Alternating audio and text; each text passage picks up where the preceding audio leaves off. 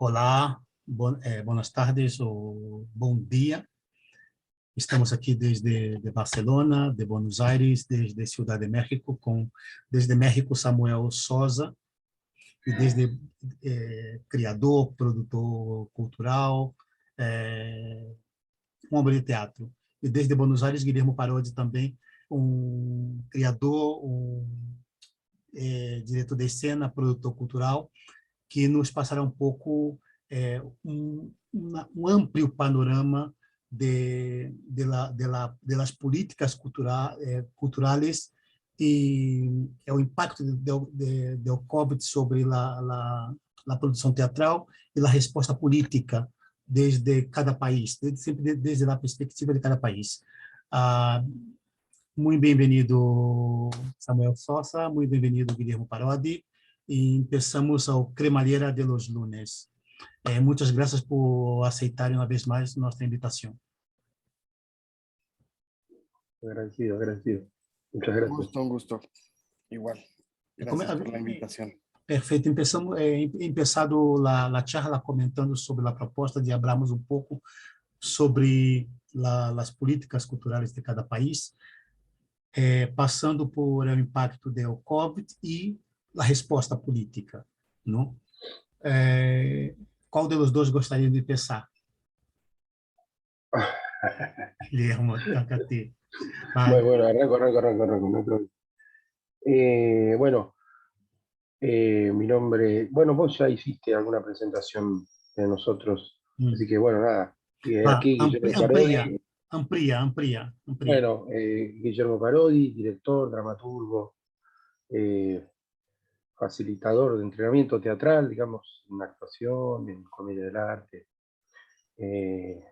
Ahora estoy haciendo acabo de montar con buena recepción del público y la crítica un espectáculo sobre un texto de Roberto Arlt, sobre 300 millones de Roberto Arlt. Bueno, yo hice una reescritura de ese material que se llama Pajarita, en el Teatro del Pueblo, que es un teatro emblemático aquí en Buenos Aires, que es el primer teatro independiente, que se funda ya por 1920 y pico. Es el primer teatro independiente que se registra en Argentina. En el año 32, de hecho, se estrena el original, 300 millones, del propio Roberto Arlt, y 90 años después, bueno, en el mismo Teatro del Pueblo, bueno, estamos haciendo esta suerte de homenaje y estrenando este espectáculo así. Pero bueno, nada, ahí las presentaciones. Respecto a la pregunta que vos hacías, yo no tengo un panorama muy claro. Lo que sí puedo decir es que por ahí podemos dividir en dos aristas la cosa. Una cosa es la cuestión de la salud y la otra es la cuestión de la producción, ¿no? Propiamente. En términos de salubridad, digamos, en Argentina estamos registrando ahora una cuarta ola que empieza a aparecer con casos con menor letalidad. Es decir, luego de la Omicron pareciera ser que el COVID aquí en la Argentina, por lo menos, va a ser más leve, que, digamos, no tan letal.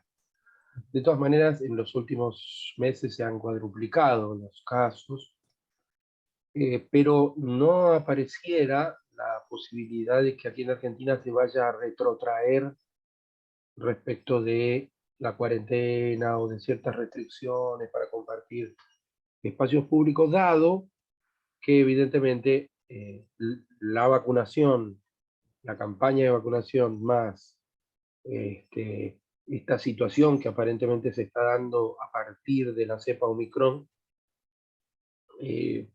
no creo que las autoridades vayan a retrotraer a poner de vuelta restricciones a la hora de salir. Sí, ciertas restricciones con barbijos y ciertos protocolos, pero ya el aforo en las salas está abierto, ¿no? Digamos, ya no hay restricciones. Con lo cual, digamos, se produjo un fenómeno en Buenos Aires increíble. Llenamos. Yo tengo sala llena desde que estrené hasta el día de hoy y llevo casi 2 meses de función.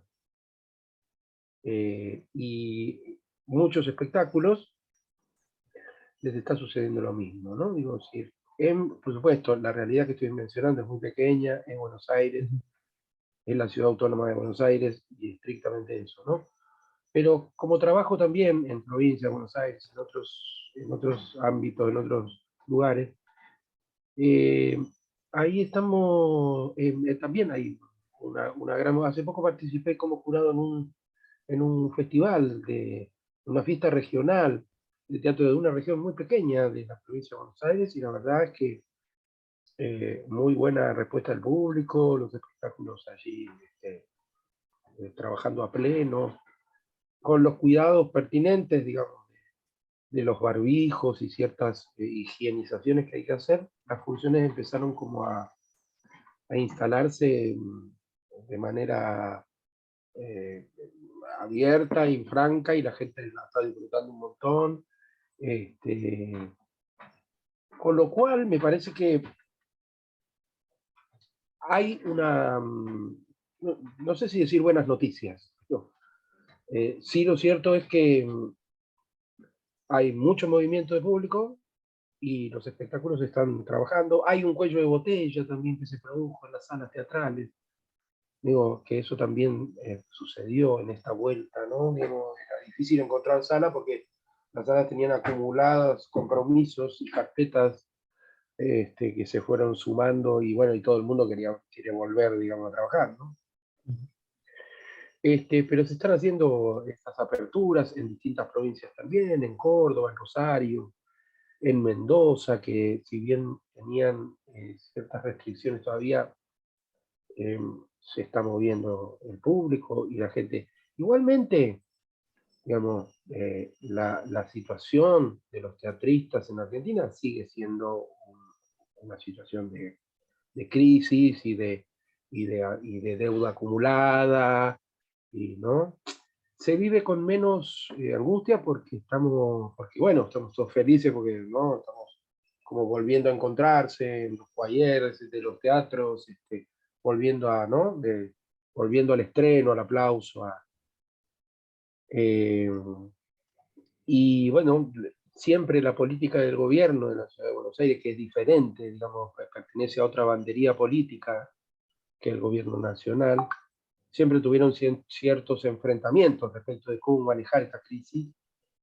Y es cierto que Buenos Aires tiene un poco más de apertura que por ahí la provincia de Buenos Aires, ¿no? Digamos, o que en otros lugares del país. Con lo cual, digamos, hay como una afluencia de público y un movimiento enorme ahora, ¿no? En este momento, además, hay como un pico de gente asistiendo a los teatros y de espectáculos que se ven, porque se ven en las redes sociales. En las redes sociales se refleja localidad agotada, ¿no? Digamos, y bueno, además se están activando ciertos premios que suelen darse aquí, digamos, se están activando esos actos, van a volver a suceder, digamos, durante 2 años hay premios que no se dieron, entonces se anuncian también esas cosas, entonces eso hace que haya muchísimo movimiento. Respecto de la política cultural del Estado, con esto que te estoy diciendo ya estás viendo como una idea, ¿no? Es decir, abrir, dejar que se vaya, que se consuma, que la gente esté, ¿no? Que haya la actividad y que se desarrolle. Respecto de ayuda concreta, en forma de subsidio, ciertas cosas que hubieron al principio de la pandemia ahora ya no están. Pero sí es cierto que organismos como el Instituto Nacional de Teatro o Proteatro están generando algunas líneas de ayuda que lo hicieron durante la pandemia también, ¿no? Es decir, hicieron líneas de ayuda para producción por streaming, por supuesto, para otros lenguajes, para otras búsquedas, lo cual fue, digamos, como una ayuda pequeña, porque tampoco era que podían darte mucho dinero, pero uno por lo menos sentía que estaba trabajando, que estaba produciendo alguna cosa, Y el dinero, ese subsidio, servía para solventar los gastos de aquello que estuviera produciendo y eventualmente pagar alguna mínima cuenta. Así que sí, la ayuda del Estado ha sido acompañar y atajando penales, me parece a mí. Allí donde había foco de incendio, allí estaban intentando. Insuficiente, porque siempre es insuficiente, me parece. Cierta recesión también económica en Argentina, en particular por los pagos de los compromisos de la deuda externa contraída con el FMI, que genera toda una discusión política en Argentina, lo cual hace que se retrotraigan algunos planes, algunas políticas de acompañamiento, digamos, así que la cosa se vea más lenta, que el dinero no aparezca, ¿no? Digamos, que se estiren incluso los tiempos de cobro, ¿no? De la tramitación del expediente para el cobro del, ¿no? Y eso, el Estado va ganando tiempo también con esos ¿no? Con esos ralentes, por decirlo de algún modo. Pero también es porque ciertos dineros fueron destinados para otra cosa, no para la política cultural. Digamos, además, la deuda externa, la pandemia, estas cuestiones hacen que, digamos, como siempre, la actividad cultural esté como un poco relegada, digamos, resulta siempre un adorno la cultura para los políticos, ¿no? Siempre la dejan como en stand-by ahí, como esperando, ¿no? Nosotros los teatristas que estamos acostumbrados a manejarnos por el deseo, seguimos inventando cosas, intentando pucherear, digamos, ¿no? Digamos, y sostener la actividad. Pero para no quejarme, igual, lo cierto es que la actividad teatral en Argentina se mueve, tiene esta costumbre de moverse mucho, de hacer sinergia, de hacer intercambio. Entonces, de algún modo, la actividad nunca se detuvo, ¿no? Pese a cierta merma, pese a la falta de presencialidad. En realidad, de algún modo, ciertos festivales se hicieron por streaming, ciertas actividades se desarrollaron por ahí. Este conversatorio mismo, yo no sé, digamos, el origen de esto, pero digo, descubrimos también que es posible reunirse así por Zoom, qué sé yo, y hablar de cosas, y proyectar cosas, y hacer teatro también, hasta un poco, aunque sea, ¿no? O que sea un pequeño remedo del teatro, ¿no? Pero sí es cierto que hay en este momento, de apertura, mucha gente, mucho público yendo al teatro, y esto es una cosa que no sucede solo en Capital Federal, digamos, la capital de Argentina, sino que en otras zonas que son usina también del movimiento teatral, repito, digamos, como Rosario, Córdoba, Mendoza, Salta, la provincia de Buenos Aires, digamos, como con una buena afluencia de público, ¿no? Que sería lo más optimista. Y todo el mundo volvió con, por supuesto, este trabajo lo elaboramos en pandemia. Entonces, todos los espectáculos, de alguna manera, hoy muchos de ellos también transitan esas temáticas y demás. Pero así todo, más allá de cierta reiteración, hay perlitas, hay perlas que están buenas y que están sucediendo. Sin ir más lejos, Mauricio Cartún volvió con su Terrenal y ahora tiene el otro espectáculo que está reponiendo, que es La Viscómica, que también está muy bien de público. No se olviden de Matadero con Claudio Martínez Bell y Pablo Finamori, que también tiene una gran afluencia de público, los Macocos que volvieron con su Marena Hamlet. Digo, hay una movida, está sucediendo. Eso básicamente es lo que se me ocurre aventurar ahora. Respecto de política cultural, el Estado siempre va atrás, 2 o 3 o 4 pasos atrás. Digamos, eso no cambió mucho, pero digamos, los teatristas igualmente continuamos reclamando, reuniéndonos, ¿no? Y así es que ciertas cosas se mueven. Y así es que el instituto también generó una cosa que se llamó Argentina Florece, teatral. Era un programa más grande, se llamaba Argentina Florece. Y bueno, la parte de teatro era Argentina Florece teatral. Bueno, compraban funciones también. Compraron funciones a los elencos independientes. Con la idea de que luego, o sea, te la pagaban, te daban el dinero, aunque vos no hicieras la función, para luego ir programándote a lo largo del año, a lo largo de ciertas aperturas, o cuando se organiza algún festival. Así que esa también es una política de Estado que estuvo como funcionamiento, pero también resulta insuficiente, porque ¿qué te compran? Una función. La cantidad de elencos, ¿no? Te compran una, para bueno, ¿y cuánto te pagan? Digo, ¿no? $1.000, ¿no? $800, no sé. Digo, y con eso vos no sostenés luego una vida, ¿no? Sí. La mayoría que da clases o que hacen otras actividades, bueno, se sostienen puchereando con esas otras cosas. La crisis económica en la Argentina, digamos, se habla de un 50, de un 60% acumulado, lo cual es enorme, digamos, en un año. Pero yo puedo decirte que los precios en los alimentos en la Argentina, aquí, en muy pocos meses, se han cuadruplicado. La canasta básica familiar se ha cuadruplicado en precio y ha bajado mucho a mala calidad, las segundas marcas y estas cosas. Con lo cual, digamos, no hay manera de ayudar. Digamos, no hay forma. Digamos, la única manera en que el Estado puede arreglar este asunto es detener esta inflación despiadada, digamos, irrefrenable aparentemente. Digo, la guerra también allí en Rusia, Ucrania, está generando también cuestiones con el trigo, la soja, ciertas cuestiones con la exportación y que además los productores quieren ganar en dólares, ¿viste? Quieren ganar afuera, ahí está justo, conveniente la cuestión, y acá quieren cobrar lo mismo que cobran, ¿no? Digo, y hay como una discusión allí desde el Estado que no está pudiendo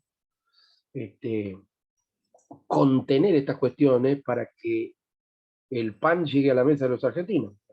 El plato de comida que hay, está faltando el plato de comida mucho más que antes. Se ve mucha gente en la calle, y de hecho, bueno, no es por ser autorreferencial, pero Pajarita, esta hora que estoy diciendo, habla de eso, de este momento, ¿no? Digamos, de ese momento en que la gente está en la calle, que tiene hambre, digamos que esta es la situación. Tenemos hambre.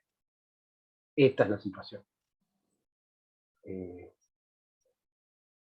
Al mismo tiempo, tenés esta contradicción de que cierta clase social, cierta clase media, de pronto se abren los escenarios y la gente va en masa. Ahora, igualmente, ese dinero que gastan no repercute en los ingresos de los teatristas de ninguna manera. De ninguna manera, porque cuando el dinero ya llega al teatrista, ya la devaluación, digamos, del peso, de tu poder adquisitivo, para no hablar de...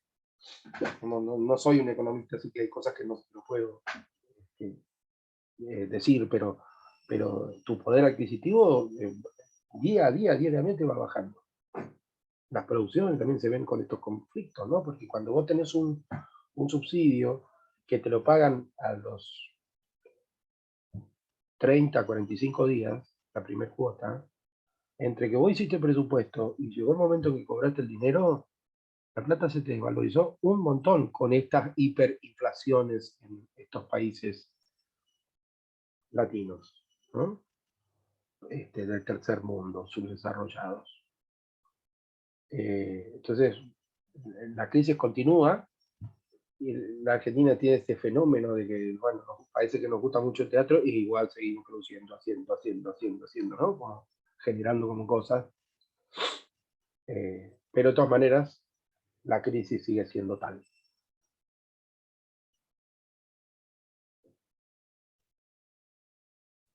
Perfeito. Passamos la pelota a Samuel. Diríamos já isso aqui um panorama interessantíssimo que temos alguns apontes aqui para começarmos a a desarrollar. Y toca a ti, Samuel. Pues escuchando a Guillermo, creo que creo que lo mismo, pero en México, ¿no? Básicamente hemos tenido una curva muy similar. Coincido en que por el lado de la salud, nosotros creo que no estamos todavía en una quinta ola. Efectivamente, enero fue bastante desastroso por la cepa de Omicron. Y ahora mismo los teatros están abiertos con ninguna restricción, sin ninguna restricción de aforo, digamos, están a aforo completo. Sigue habiendo protocolos sanitarios, cubrebocas, gel antibacterial, etcétera. Y la gente sigue siendo como bastante consciente implementándolos, ¿no? Regresaron también ya los conciertos masivos, los festivales de música, digamos, de estos festivales grandes de 40,000 espectadores, ¿no? Entonces, pues ese es un buen indicador también de que el riesgo de contagio por las masas está bajo. Y hay mucha incertidumbre sobre si conviene o no conviene, si es prudente o no es prudente seguir haciendo pruebas, ¿no? Ahora mismo en un chat que sostengo con un montón de productores de teatro, como que la pregunta está ahí de quién sigue haciendo pruebas, con qué periodicidad, es sostenible seguir pagando PCRs y pruebas de antígenos. Está también esta cuestión de si el Omicron lo detectan ciertas pruebas o no, en fin. Y como no hay una línea establecida, digamos, desde el Estado, pues sigue siendo casi que a voluntad de los propios productores y de las propias compañías. Creo que hay un efecto placebo alrededor de todo eso también, digamos, son los mismos elencos los que están pues pidiendo que haya pruebas, porque eso nos da a todos una sensación de seguridad, ¿no? Pero bueno, cada vez menos se cancelan funciones por contagios o ese tipo de situaciones. Y también siento que hay un repunte de público, ¿no? Creo que había un fervor acumulado de 2 años pues de no salir, de no reunirnos, de no asistir a teatros, o de este boom de lo virtual o de lo digital, y ahora que las salas están reabiertas, pues el público está acompañando esos procesos y hay obras que están ahorita siendo muy exitosas en términos de afluencia de público y de venta de boletos. También hay una incidencia de la pandemia dentro de las narrativas y dentro de las teatralidades, pues como decía Guillermo, igual un montón de proyectos se gestaron durante tiempos de pandemia y entonces tocan tangencialmente pues estos temas o son híbridos en sus dispositivos, ¿no? Tienen presencia de pantallas, actores que no están in situ dentro del teatro, pero que están conectados vía, en fin, hay experimentos que están siendo interesantes, que están siendo innovadores. Yo creo que algo saldrá de toda esta experiencia. Creo que avanzamos en términos de digitalización, lo que debíamos de haber avanzado en 10 años, no lo comimos en 2, ¿no? Y eso creo que tiene algo de positivo. También hay muchos procesos que ya se empiezan a dar por Zoom, lecturas de mesa, inicios de proyectos, digamos, antes de trazar, pues ya no hay resistencia para que se sostengan a través de plataformas y eso también tiene algo de positivo, porque francamente nos reuníamos mucho antes de la pandemia. Y sobre las políticas públicas, pues coincido, creo que el Estado va pasos varios atrás. Hubo esfuerzos que hay que mencionar y que hay que señalar. Durante la pandemia se gestó una ayuda se creó un programa que se llamaba Contigo a la Distancia, que es un programa que hizo la Secretaría de Cultura, y este programa Contigo a la Distancia un poco empezó a hacer transmisiones virtuales de obras pagadas por el Estado, entonces había esta cosa de, bueno, te compro una función, obviamente los gastos de grabación y de fijación corren por tu cuenta y yo lo único que hago como Estado es pues programarte en redes sociales y de alguna forma justificar el que yo te pueda dar un recurso, ¿no? Algunas obras también no se dieron y aún así se devengaron. Y lo mismo está pasando con los teatros públicos, que hay un rezago de programación y ahora está siendo difícil encontrar espacios porque se hizo un cuello de botella, ¿no? Que se está tratando de resolver. Y muchas compañías también pues están regresando a ensayar y regresando a montar y no están pudiendo llegar a las fechas y a los tiempos que tenían comprometidos porque, bueno, se entiende que les cruzó por encima una pandemia y eso se ha estado resolviendo. Y este programa de Contigo a la Distancia, además de comprar funciones para su transmisión en línea, también generó apoyos muy pequeños, apoyos individuales para la persona que pues solucionaban 15 días de despensa básica, un mes de despensa básica, sobre pretexto de la creación de algún ejercicio performático grabado, digamos, se estaban dando estas dietas, estos apoyos. Y creo que lo más rescatable de todo es una convocatoria que recién salió ahora, porque lo que empezamos a ver fue que muchos espacios culturales independientes pues no pudieron sostenerse, ¿no? Teniendo rentas, teniendo pago de servicios, teniendo nóminas y estando cerrados, pues evidentemente un montón de espacios tuvieron que ir colapsando, colapsando, colapsando. Y tarde, pero bueno, ahora existe un programa que se llama eh, Reactivación de Espacios Escénicos Independientes, que es un programa que se lanzó y que también propone un sistema muy parecido al que entiendo tienen con el Instituto del Teatro en Argentina, en donde se le da, digamos, es una convocatoria, los proyectos escénicos se inscriben y los proyectos seleccionados reciben un dinero del cual una quinta parte de ese dinero está destinada a los teatros donde se van a presentar. Entonces, digamos, hay una dieta para las compañías para que den funciones.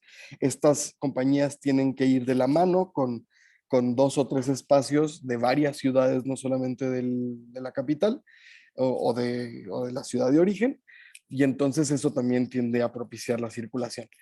Claramente, pues no son muy sustanciosas estas dietas y entonces, pues ahora mismo está la discusión de si después de pagar viáticos, transportes, hoteles, etcétera, queda algo realmente de utilidad para las compañías y los artistas. Y pues la respuesta es, como todo, depende, ¿no? Un monólogo creo que puede ser rentable en un modelo de esta naturaleza. Una obra de 5 o 6 actores definitivamente no va a tener ninguna utilidad. Pero bueno, el ejercicio es un ejercicio que nunca se había implementado en México, está, según yo, siendo una copia calca del modelo argentino, lo cual me parece bien, digamos, veníamos pidiendo los espacios escénicos, activaciones de esta naturaleza de tiempo atrás y nunca se habían logrado y ahora por lo menos eso fue algo positivo que la pandemia desencadenó. Entonces, creo que, creo que hay mucha incertidumbre todavía hacia el futuro. La economía de mucha gente se paralizó, muchos tuvieron que empezar a hacer actividades secundarias, venta de alimentos, dar clases, en fin. Siempre hay un montón de resiliencia de parte de la comunidad de teatristas. Ahora mismo está siendo un buen momento para tener algo en cartelera. La gente está respondiendo bien y está viendo venta de boletos. Esto no tapa, digamos, el hueco de 2 años. Y sobre el tema de la inflación, pues estamos todavía esperando ver cómo viene esta inflación. No tenemos todavía este incremento de 4 veces la canasta básica que están teniendo allá. No sé cómo estamos conteniendo nosotros todavía esa alza de precios.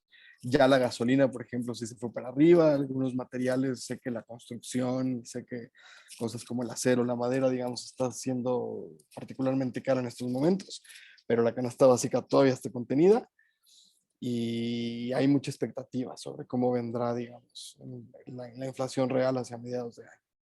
Pero bueno, sobreviviendo. Y sí, me parecen muy sintomáticas las similitudes entre las políticas públicas y la forma en la que se ha operado esta pospandemia en Argentina y en México. La verdad es que te escucho, Guillermo, y pareciera que vives aquí. Hasta ahí mi intervención. Parece que las políticas públicas son vão, de alguma maneira, unidas, não, com relação à cultura. Não, não existe, a cultura está sempre em segundo ou terceiro plano, não? E o teatro sigue sendo lá é o patito feio pela cultura, de alguma maneira, né? Que está sempre à espera, não, de alguma posição política, de algum recurso. Ah, aqui, os meios de comunicação comentam que 2021 foi um ano de resistência para o teatro especificamente, não? 2021. E este ano seria o ano da remontada. Quando abriram as salas de teatro aqui em Barcelona especificamente, em outubro do ano passado, as salas abriram com a fórum de 50%, mais ou menos. E houve uma resposta muito imediata do público que começaram a llenar as salas, né? Pero nesses primavera, não? Os espaços, que chamamos espaços independentes,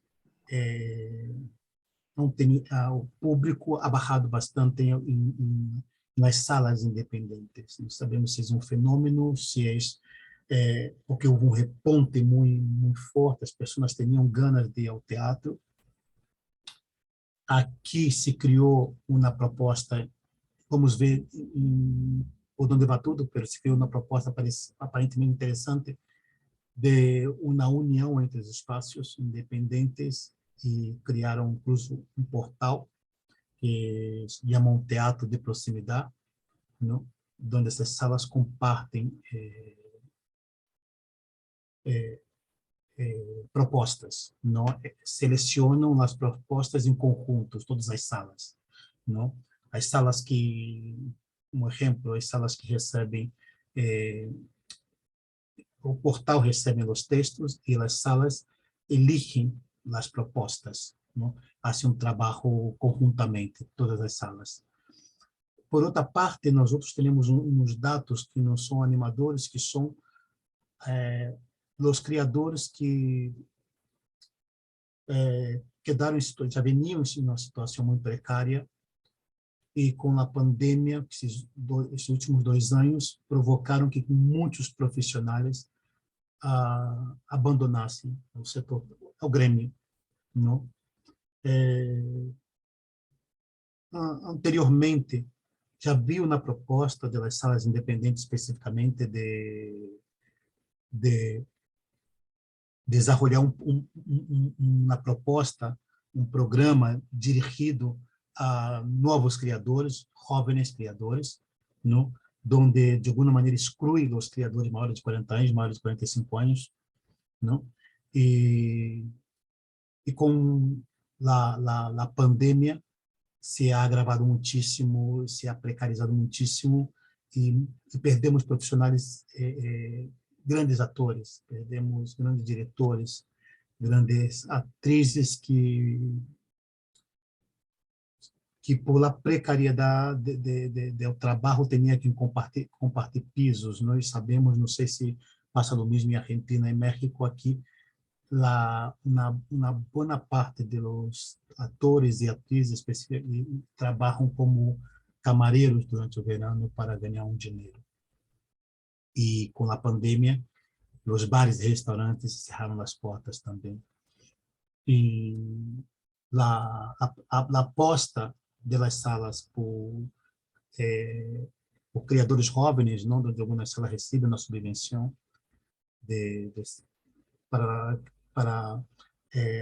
gestionar o trabalho com as companhias, não? Cada companhia residente ganha mais ou menos 6.000 euros para um projeto, creio que de um ano e algo. Os criadores, especificamente atores e atrizes com mais de 40 anos, se viram em uma situação insustenível, não?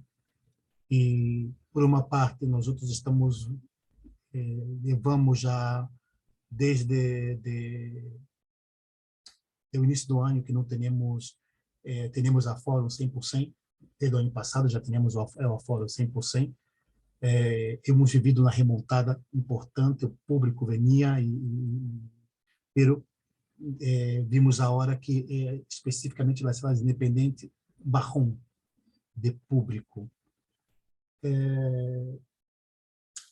Teremos muitíssimas coisas similares, a precariedade de los profissionais de teatro, a gestão das salas, a política dirigida ao teatro e a precariedade laboral do setor. Não temos estas coisas comunes. Ou vosotros colocavam sobre as novas propostas, sobre minha observação especificamente com a tecnológica, não? Onde se pode ensaiar desde Zoom, proposta onde se estão trabalhando com audiovisual. Aqui algumas salas estão também trabalhando nesta linha. Pero minha pergunta é como eu trabalho um pouco nesta linha, sempre coloco audiovisual em espetáculos, pero isso significa um gasto. Isso significa um gasto técnico, não? Necessita profissionais com experiência, não? Isso significa que o pressuposto de uma companhia se incrementa, não? Como vocês observam essas novas propostas, onde o audiovisual, onde a tecnologia estão se imponendo dentro do teatro?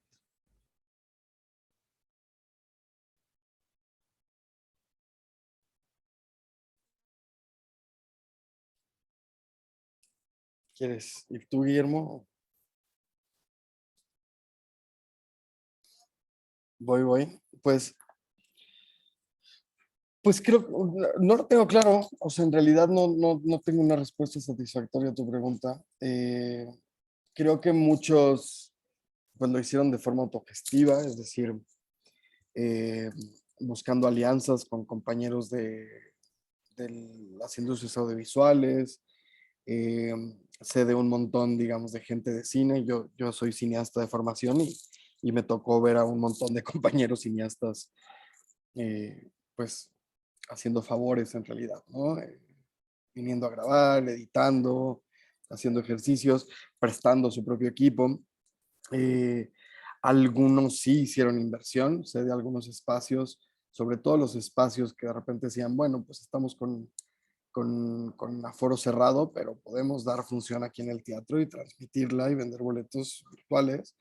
Entonces varios espacios resolvieron con 2, 3 cámaras, con switcheras, con sonido desde cabina, con mejores y peores resultados, digamos. Fue muy variable el ecosistema de producciones. Había unas que francamente, pues sí, demeritaba la experiencia, otras donde por el contrario, lejos de buscar un registro tipo webcam de una obra de teatro, pues más bien buscaban hacer una traducción de lenguajes y que esa obra que se disfrutaba de manera presencial, ahora que se iba a ver de manera virtual, pues cumpliera un orden distinto de narrativa, que tuviera una forma ágil de ser contada, ¿no?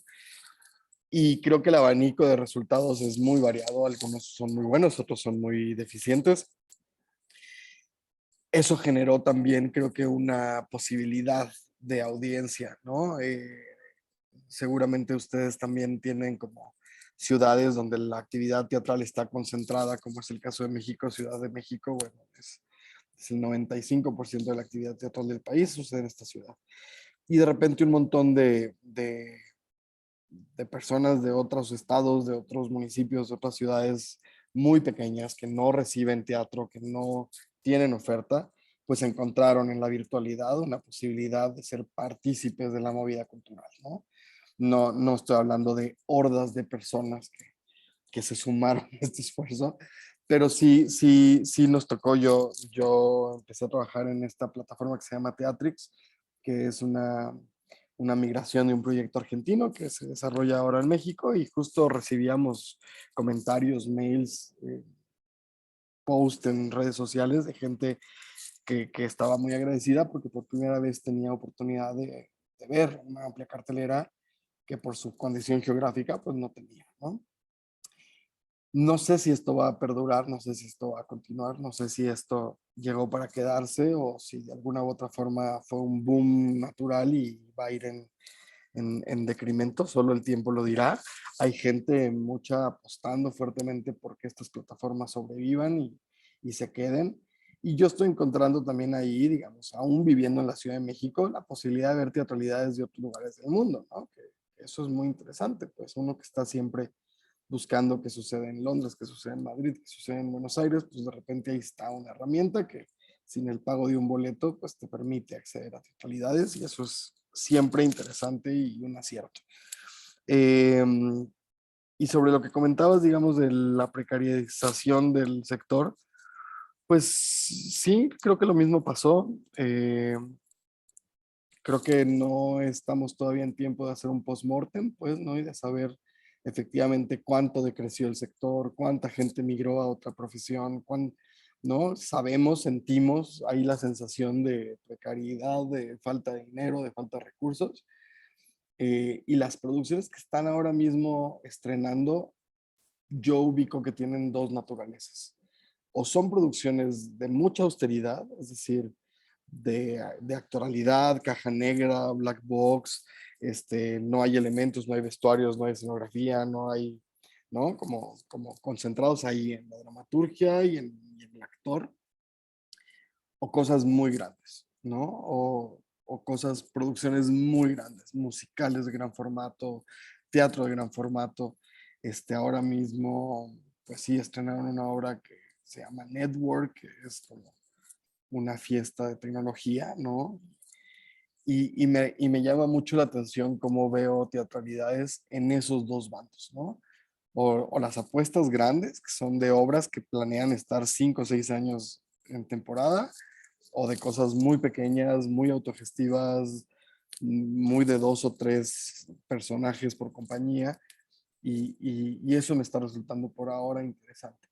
Creo que tiene que ver también con que el teatro de en medio, digamos, las producciones medianas, las que sí tienen elementos de escenotecnia, pero que son todavía inversiones pequeñas, son las obras que usualmente el Estado ayuda a financiar o a coproducir, ¿no? Y ahorita el dinero del Estado está movilizado en ayudas individuales y fuera del sector. Sin duda hay un montón de prioridades que el gobierno tiene que atender que no son la teatralidad y entonces hay un hueco de producción que obedece ahí a donde el Estado solía ser coproductor.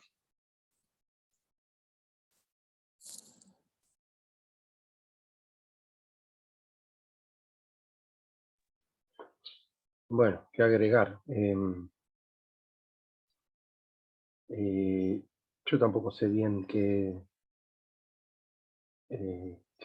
virtudes, qué cosas nos deja una cosa como la pandemia. Digamos. Creo que lo mencionamos en varias oportunidades, aún de esta charla únicamente, esa generación de lenguajes que generan modelos distintos de producción y que generan una manera diferente de, de gastar dinero. eh, eh, Se han abierto, también sucedió con las aplicaciones que te permiten el delivery, ¿no? Eh, eso te permitió también el acceso a pagar la entrada, cierta facilidad a la hora de, ¿no? Inclusive en cuestiones que son más colaborativas, que son más bono contribución y no entrada, ¿no? Este, mm, de hecho, hay una página aquí en Argentina, Alternativa Teatral, que generó una gorra virtual, ¿no? Como pasar el sobre y cada uno pone lo que decide, ¿no? Esas modalidades en el pago, ¿no? En el vínculo con el metálico concretamente, facilitó ciertas cosas. Incluso en estas salas llenas, las boleterías siguen sin funcionar. Todas las entradas se compran por vía estas aplicaciones de venta de entradas, ¿no? Esto es una cosa, una modalidad que está ahí muy presente y que está funcionando y que agiliza algunas cosas, ¿no? Cuando vos tenés que hacer los borderos, hacer los depósitos en Argentores, ¿no? En la asociación de actores, ¿no? Y hacer esta repartija del dinero es mucho más ágil esa parte. Solo en la cuestión organizativa, digo, es mucho, entonces es menos costoso, ¿no? Nosotros, es verdad, aquí en Argentina también nos gusta mucho la presencialidad, mucho reunirse innecesariamente. Así que también creo que yo mismo me he encontrado, ¿no? Viendo otras gente que produce teatro, pudiendo producir por Zoom, por reunirse con, ¿no? con la cosa virtual, de pronto dar una clase o de pronto manejar un ensayo. De pronto es posible otras modalidades de laburo que están ahí abiertas y que algunas las investigamos obligadamente y hay que seguir, seguramente seguirán perfeccionando cosas. Si vos mirás estas plataformas, ¿no? Como Zoom o como el Google Meet, también han mejorado su performance, quiero decir, que te permiten grabar, que te permiten compartir mejor la pantalla, que te permiten, ¿no? Digo, hay algo ahí, también un volcado de la tecnología intentando contener una necesidad que de pronto es masiva y los teatreros que siempre hacemos estas cosas de adaptarnos, mal que mal, nos adaptamos. Y ahí estamos intentando producir. La generación de los lenguajes, digamos, a ver, desde Meyerhold para acá, digamos, el tema del video, ¿no? El tema de la imagen, ¿no? El multimedia que se le dice ahora. Yo no creo que haya mucho, me cuesta decir esto, que no haya mucha diferencia, ¿no? Si bien hay posibilidades creativas enormes y lenguajes que han aparecido, pero queremos más o menos parecido. La diferencia es que algunas cosas sí se pueden producir ahora para una cosa como Zoom, ¿no? Que no es ni televisión, que no es cine tampoco, y sin embargo cierta teatralidad es posible y cierta poética se puede desarrollar.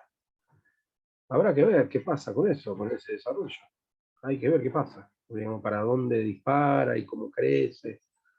Digamos. Pero es una cosa que estaba también, ¿no? Cierta ficcionalidad en la red, ¿no? Los youtubers no son otra cosa que eso, ¿no? Digamos, esta proliferación de la idea, ¿no? Esta máscara del youtuber. Youtuber, que ahora hay youtuber de todo, de cualquier cosa. De gente que cocina, de gente que dice poemas, de gente que mira videos, digo,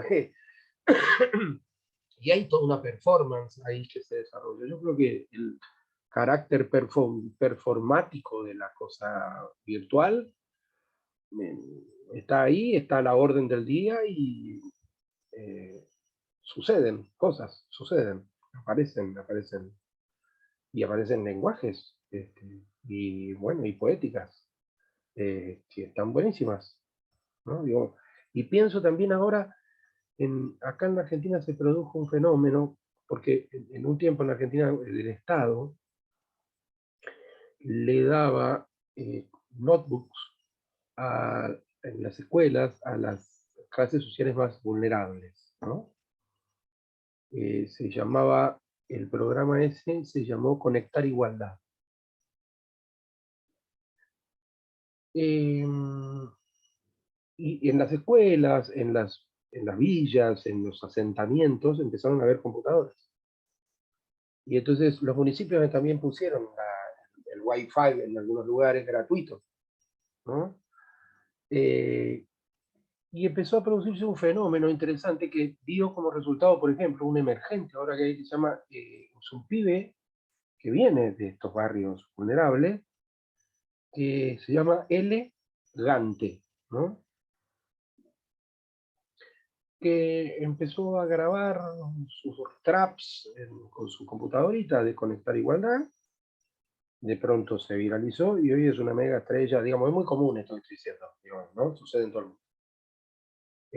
Bueno, ahí hay un lenguaje, hay una cosa, un desarrollo que está pasando algo ahí. Digo, y ese fenómeno, el fenómeno del rap, de las riñas de gallo, de estos duelos medio payadas, no sé en qué va a decantar, pero ahí hay algo que está pasando. Y que, como siempre, los mocosos, los pibes, los chicos, tienen la bandera, ¿no? Y a mí me parece que es muy fuerte eso, el movimiento en toda América Latina es importante, en Colombia, en Ecuador, en Perú, ¿no? En Bolivia hay un personaje en Bolivia, una chica en Bolivia, no me voy a acordar el nombre ahora, pero es algo así de Bolivia, ¿no? Nada, que hace rap desde su lugar, desde su etnia incluso, con su ropa de cholita y qué sé yo, hace rap y trap, una cosa increíble, de una lectura, una agudeza de su tiempo, de su clase social, de su condición de mujer, su condición de indígena, ¿no? Digamos, de una etnia oprimida, incluso, ¿no? Digo, sí, esos fenómenos están ahí, están a la vuelta de la esquina y están sucediendo. Son esos chispazos que el sistema no puede controlar y aparecen, ¿no? Después los chupa, ¿no? Seguramente los chupa y los convierte en un producto, pero aparecen esos chispazos, y esos chispazos son producto de ciertas políticas, a veces culturales y educativas, de los gobiernos, que en el largo plazo se ven los resultados. Esa política de Conectar Igualdad me pareció una política educativa y cultural, que hoy nos damos cuenta que fue mucho más importante de lo que creíamos. Aunque esa política cultural, cuando vino el gobierno neoliberal del macrismo, toda esa política se dejó de lado, se suspendió. Sin embargo, detrás y debajo, esas computadoras que ya fueron dadas estaban ahí y estaban produciendo un muchachito como elegante que de pronto se convirtió en una voz, en la voz de cierto rango etario y de cierta clase social, ¿no? Muy presente, con un discurso muy claro, y hasta a veces revulsivo, ¿no? Desagradable, desafiante, ¿no? Nosotros que estamos acostumbrados a las bellas artes, de pronto bancarnos un morochito que te grita en verso cuatro insultos, te cuesta, ¿viste? Pero sin embargo tiene ahí una vitalidad, una cosa tan genuina, tan clara, que para mí, sí, digamos, hay algo allí. Que no es la pandemia, esto no es resultado de la pandemia, esto es una cosa que sucede más allá de esto, ¿no? En todo caso, cosas como la pandemia o como la guerra entre Ucrania y Rusia, lo único que hacen es poner en evidencia cosas que ya suceden, ¿no? Y vuelvo a repetir, el Estado siempre está 3, 4, 5 y hasta 10 pasos por detrás de poder cubrir o poder acompañar, ¿no? Siempre llegan, bueno, no sé si no siempre llegan, pero cuando llegan, además llegan tarde, en general. Pero bueno, no sé, estas cosas me pasan respecto de este momento productivo, creativo y de cosas. Os outros colocaram coisas sobre o tema da tecnologia, fui apontando aqui, e tu comentava sobre os aplicativos para pago das entradas, não? Esta semana havia saído um programa que em Suécia só 9% da população utiliza metálica, porque é um debate que seguramente daqui a 25 anos ou menos o metálico desapareça, não? E Suécia é o país que está indo mais adelante que na zona euro, donde solo 9% da população utiliza o metálico, 9% da população. Isso é curioso. Depois tu comentava sobre o tema de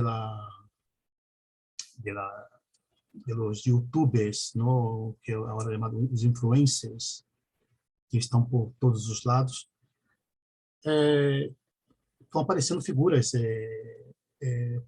influências que são mais importantes do que, não sei, os grandes artistas de Hollywood, por exemplo, não?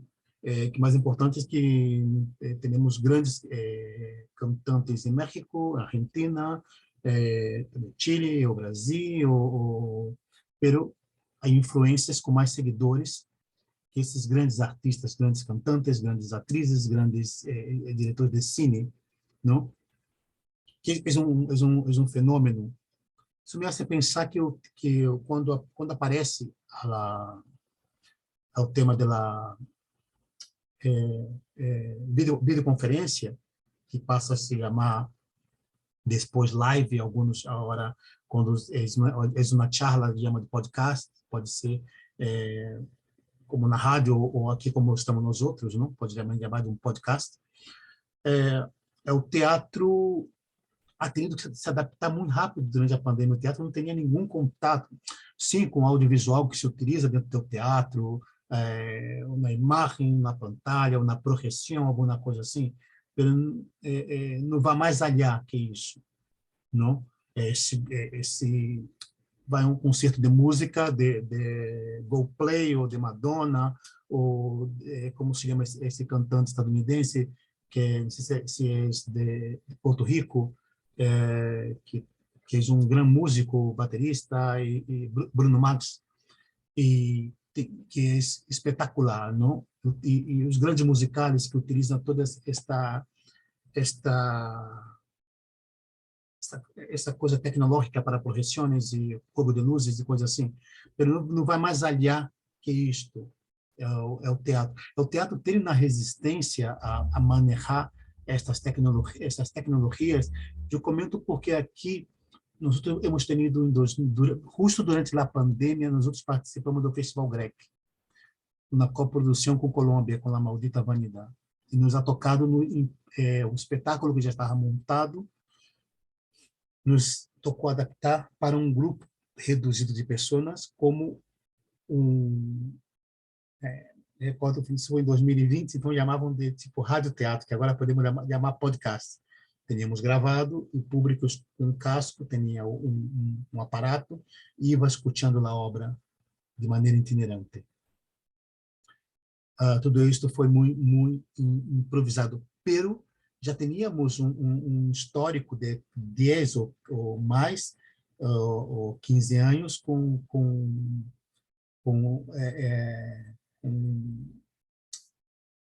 reuniões por videoconferências, não?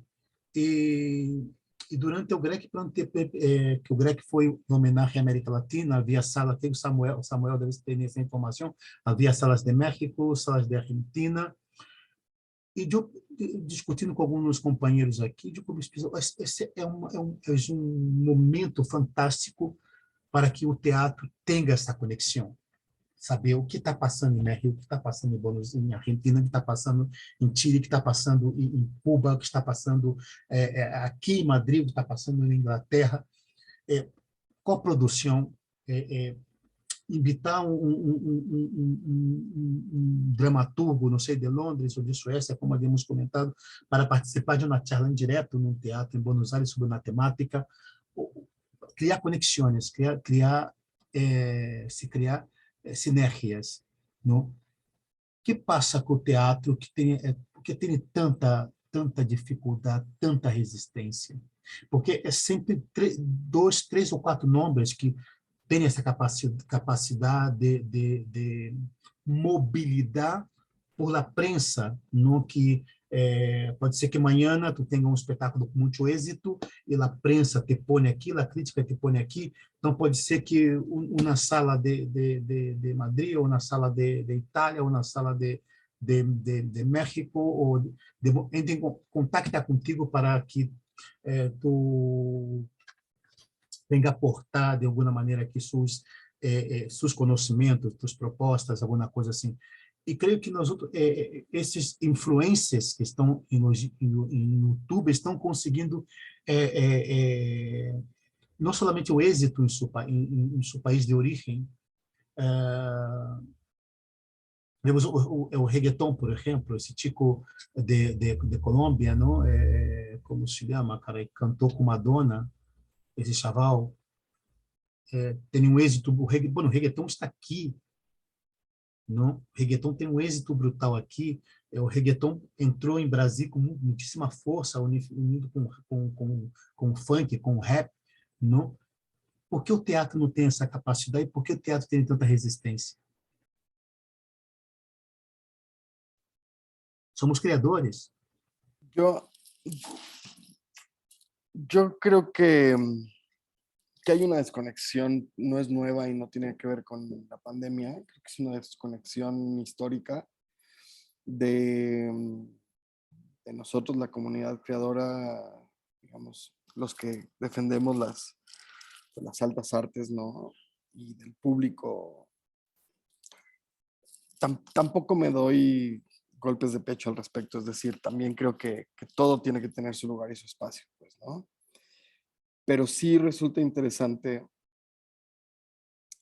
ver qué está pasando con otras formas de entretenimiento.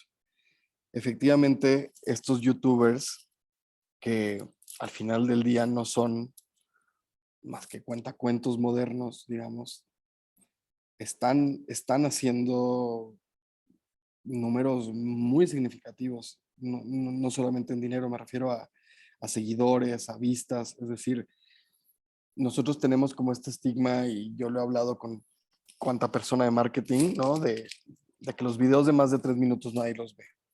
Y de repente llegan estos youtubers, cuelgan videos de 59 minutos, de hora y media, y tienen una cantidad de vistas y una fidelidad y una permanencia que demuestran que no es verdad, que la gente está dispuesta a ver a alguien frente a una pantalla contar cosas durante 1 hora y media, ¿no? Y a veces nosotros creo que, pues sí, como que es fácil perdernos en el dispositivo, en la tecnología, en la cenotecnia, en la dramaturgia, en que todo tenga un nivel de excelencia y una atención y un cuidado, y de repente, pues eso en algún sentido debe generar una disonancia con el público que no nos da esas vistas, pues, ¿no? Ahora que entramos en pandemia y que empezaron a haber espectáculos virtuales por los cuales se vendía un boleto, un acceso, y la gente tenía que comprar un acceso para poder ver el contenido en su pantalla, en su casa, los que más boletos vendían, y te estoy hablando de 100,000 boletos, de 200,000 boletos, eran youtubers que básicamente estaban transmitiendo lo que ya transmitían, pero desde sus casas, ¿no? Y tenían invitados y a mí me remiten mucho estos programas viejos de la televisión vieja, pues como programas de revista donde se sentaban 4 o 5 personas a hablar durante 1 hora y media, ¿no? Que creíamos que eso estaba muerto televisivamente hablando, y de repente está regresando. Esto que dices del podcast, yo tuve la fortuna de, bueno, Spotify me contrató para hacer un podcast a mitad del año pasado, y ahora en diciembre produje un podcast que lanzó Spotify junto con DC Comics, y era Batman. Básicamente crearon una historia ex profeso para formato de radionovela, ¿no? 10 capítulos de 20 minutos cada uno. Yo lo sé porque lo produje. La inversión de dinero que hicieron fue bastante sustancial. Trajimos un montón de actores mexicanos, todos de muy buen nivel, y ahorita es el podcast número 1 en Chile, Colombia, Argentina, México. Claramente la gente no tiene un problema con entrarle a la radionovela, ¿no? Es eso, es una radionovela. Le das play, te pones tus audífonos, vas manejando y te escuchas un podcast de 20 minutos y funciona, y la gente está dispuesta a entrarle. Entonces, no sé en qué momento asumimos que la gente ya no quería eso porque sonaba viejo, y de repente la prueba está ahí, y hay gente que está corriendo experimentos todo el tiempo, todo el tiempo, todo el tiempo, y a partir de que uno funciona, entonces hay una migración hacia el nuevo formato, hacia la nueva tecnología, ¿no? Ahora mismo también hablaba de los festivales masivos, de estos festivales de 2, 3 días.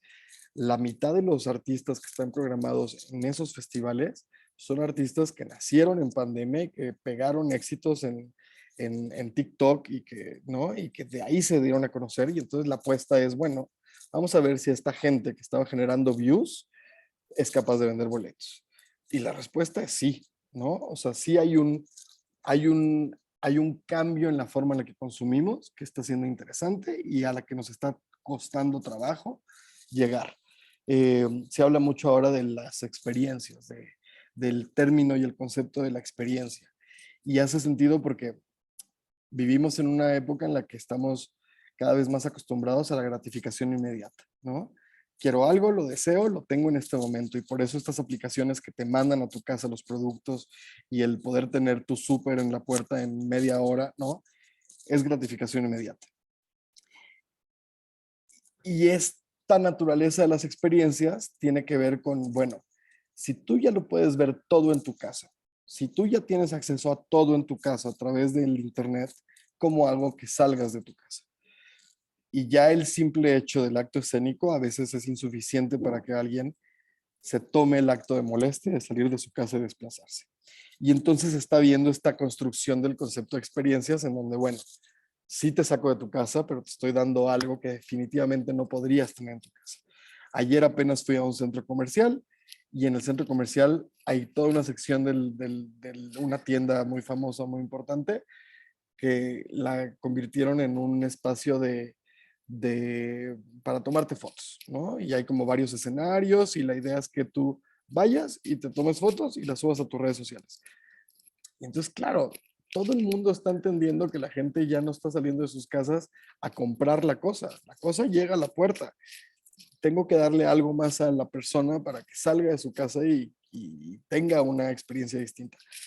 Estamos ahí, pues no, evidentemente no tengo ninguna conclusión al respecto, solamente estoy al igual que ustedes observando los fenómenos a mi alrededor y entendiendo que de alguna forma nos tenemos que mover y tenemos que encontrar comunidad con el espectador porque cada vez una, es una tarea más complicada el pedirle a alguien su tiempo, su traslado, su dinero, ¿no? Porque todo está accesible a la punta de los dedos en una computadora.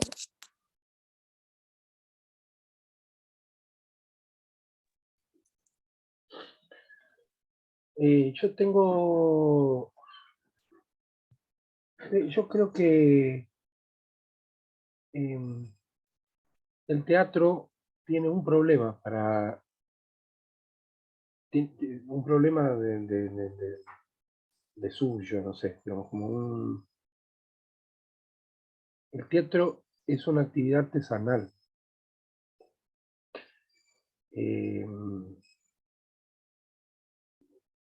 Es una actividad íntima y ritual, en términos como, digamos, como lo entendemos al hecho escénico, ¿no?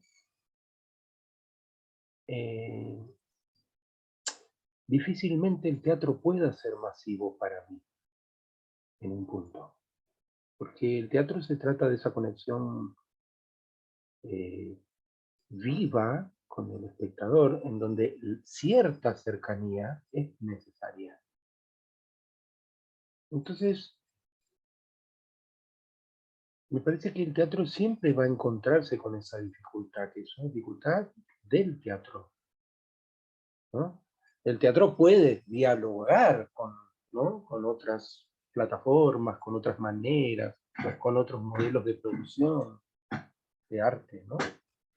Pero el teatro, esencialmente con su carácter ritual, requiere ¿no? de una presencia, y eso te limita un montón, ¿no? Es decir, yo no creo que el teatro sea un teatro donde vos puedan ir a ver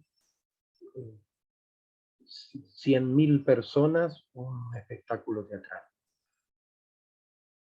Requiere de otra cosa, ¿no? Bueno, si nos vamos, los griegos sí tenían, ¿no? Su estadio y qué sé yo, y tenían organizada su vida, pero no superaban las 10.000 personas, ¿no? bueno, es un número alto igual, 10.000 personas, pero digo, ese carácter ritual no lo podemos evadir. Y la construcción de lo teatral, ¿no? La construcción desde su ensayo, desde su concepción en los momentos de preproducción, digamos, es un trabajo, ¿no? Como el que hace escultura, que está ahí con la arcilla, ¿no? Dándole forma a la cosa. Sobre todo el teatro independiente es artesanal. Entonces, digamos, estas cosas a mí me preocupan, no es que me preocupan, me ocupan, las pienso muchas veces, ¿no? Aquí en Argentina, en el mercado de industrias culturales, se desarrollaron conversatorios, donde, ¿no?, se invitaban a programadores de distintos festivales y los elencos íbamos a mostrar, llevar nuestro material para ver si podíamos vender alguna función, enganchar alguna función para salir de gira, etcétera, etcétera. Y se implementaron los showcase, ¿no? Digamos, que es como esa especie de tráiler, ¿no? Que vos armás corto, un compendio de 10 minutos de tu obra, ¿no? Lo cual a mí en un punto también genera como cuestiones de lenguaje, ¿no? De síntesis, de capacidad de síntesis, me parece que hay algo, hay una poética que... Pero bueno, es ese desarrollo allí, pero aún en esa cosa comprimida, por comprimido y por, ¿no?, digamos, los fenómenos como microteatro también, ¿no?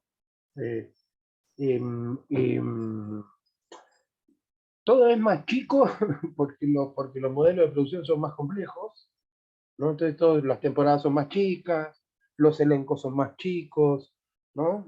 En contraposición a un neoliberalismo que avanza, la industria, el cine, ¿no? Que son otras modelos y formas de, ¿no?, de la producción, de Internet, que todavía yo siento que nosotros no tenemos ni la más pálida idea, digamos, decir, la lectura la van a hacer señores que piensan, no sé, en el futuro, digamos.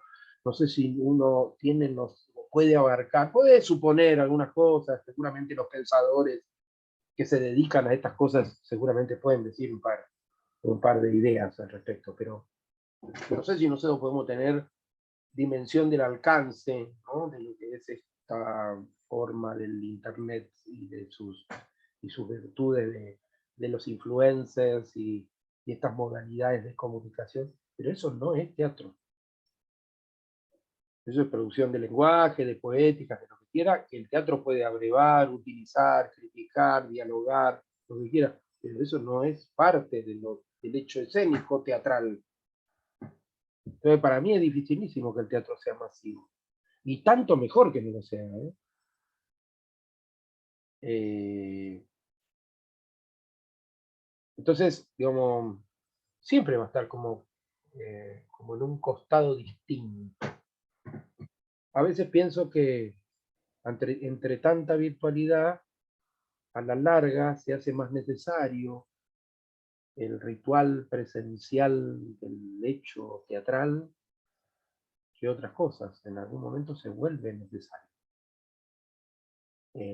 Como decía Peter Brook, viste que el teatro tosco es el que salva al teatro, ¿no? Eso que se juntan la familia en las esquinas, no sé, y se ponen a improvisar alguna cosa vieja o algún chiste que se hace y de pronto aparece una poética y el teatro revive otra vez, no sé.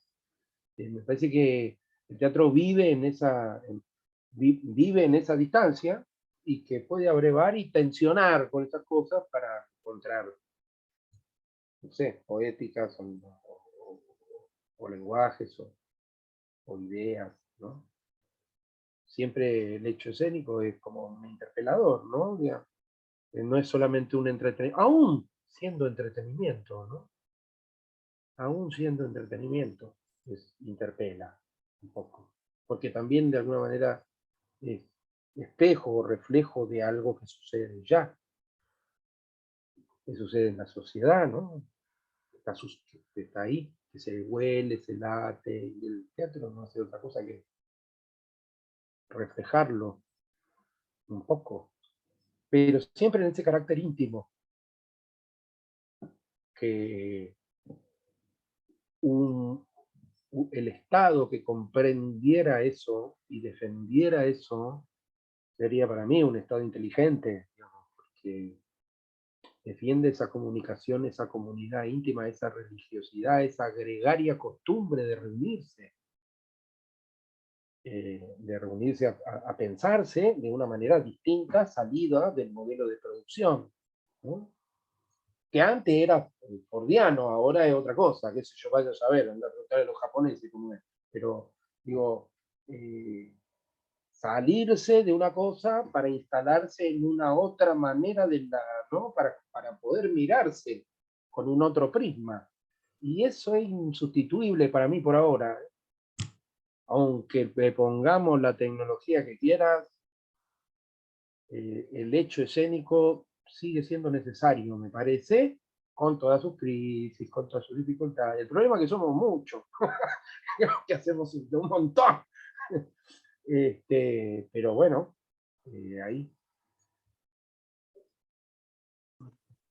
Antes de passar a pelota para os dois, que chegará um momento que um lançará perguntas ao outro. Há uma coisa interessante que observado durante a pandemia, que foi a inclusão dentro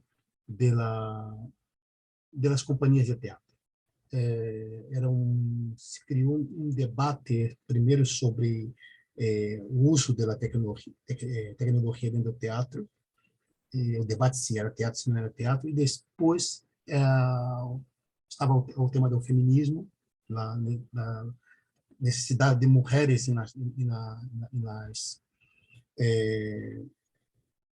na programação das salas, tanto diretoras, dramaturgas, e a inclusão de atores trans, atrizes trans, pessoas formadas que não tinham espaço dentro do teatro. E a nível de Latinoamérica, eu estava observando especificamente a Brasil, essa inclusão vem de todos os setores, especificamente o setor audiovisual também, não? Na música, na dança, tudo muito na avalanche que aparece com, por um lado, é uma resposta política de governo reacionário, como o exemplo no Brasil está passando, e por outro lado era uma reivindicação de décadas, não? E esta inclusão, essa visibilidade ocorre justo durante, de maneira massiva durante a pandemia. Em Argentina está passando o mesmo, em México, como vocês têm observado, têm uma relação com novos criadores, porque eles também têm essa, essa geração chamada Millennial Z, é uma geração do tema, o tema gênero é muito diferente da nossa geração, como vocês estão experimentando, vivenciando esse momento das visibilidades dentro do teatro. Samuel, ha hecho así. No, creo que es una conversación tan vigente que no me atrevo a concluir tajantemente ninguna postura. Es decir, ahora mismo, digamos, está, por supuesto, el tema, digamos, de las cuotas de género. Creo que fue lo primero que se puso sobre la agenda y tenía mucho que ver con la disparidad de porcentajes entre hombres y mujeres que eran recibidos en las carreras de actuación y en las carreras de teatro. Y, digamos, esa conversación un poco fue la primera y claramente la cuota de género se estableció con un mecanismo para contrarrestar años de disparidad sistémica, digamos así. Más recientemente, digamos, ahora en México cobró mucha fuerza un movimiento que le llaman poder prieto, que tiene que ver justo con que las personas que no son blancas tengan representación dentro de las narrativas. Negros, indígenas. Exacto. Que tengan representación dentro de las narrativas. No solamente un asunto de cuotas, sino un asunto de no es posible, digamos, que en un país donde el 80% de la población, como es México, tiene rasgos indígenas o tiene un color de piel no blanca, sigan pues todas las narrativas televisivas, apelando a que, a que hay un blanqueamiento, digamos, sobre todo en la televisión y la publicidad, yo lo siento mucho más ahí presente, pero sin duda permea también el teatro y permea, ¿no?, todas las aristas de, del entretenimiento. Y al respecto hay una cantidad de cosas, digamos, con las que yo resueno, pues, ¿no? Y no quiero entrar en polémicas al respecto, pero entiendo por qué ciertas veces, digamos, es importante castear con un perfil muy realista, ¿no? Ahora mismo, digamos, nosotros estamos a punto de producir una obra que tiene que ver justo con bueno, es una obra que tal vez tú conozcas, que se llama Jauría, que es esta obra de los chicos en España que violaron a una chica en las fiestas de San Fermín. Ujú. Y digamos, esa obra en particular, lo hemos debatido un poco al interior de la compañía, pues es importante que esos 5 personajes masculinos sean hombres blancos, porque justo son los que sistemáticamente salen impunes de estos actos, ¿no? Y entonces hay una discusión sobre si no estamos perpetuando el blanqueamiento de la teatralidad, casteando hombres blancos para esos personajes. Y está también el otro universo que tiene que ver con, bueno, si nos compramos que esta pistolita hace bang bang y alguien se muere y, y no nos enfermamos de realismo para justificar la teatralidad, ¿por qué si nos enfermamos de realismo cuando una madre oriental o un padre blanco tienen una hija negra en el teatro? ¿Me explico? Porque eso nos parece imposible de creer o de comprar como espectador y la pistolita que hace bang bang, no. Pues claramente creo que hay una injerencia que como creadores tenemos en las narrativas sociales a partir de los castings que ensamblamos y de la inclusión de, de, de diversidades y de etnias y demás dentro del quehacer escénico y dentro de todas las virtudes del entretenimiento, pero me parece que no es todavía posible poner una regla clara, a rajatabla, sobre cuándo sí, cuándo no. Eh, y por lo menos yo la discusión la estoy disfrutando un montón. Me parece que el simple hecho de tenerla nos hace pensar en algo que durante años no pensamos. Y yo celebro eso, que estemos teniendo estas conversaciones y que sobre todo las compañías institucionales y los teatros públicos estén repensando, digamos, sobre esta demanda de inclusión real, pues de diferencias que habían estado históricamente relegadas y no visibilizadas. Hasta ahí mi aportación.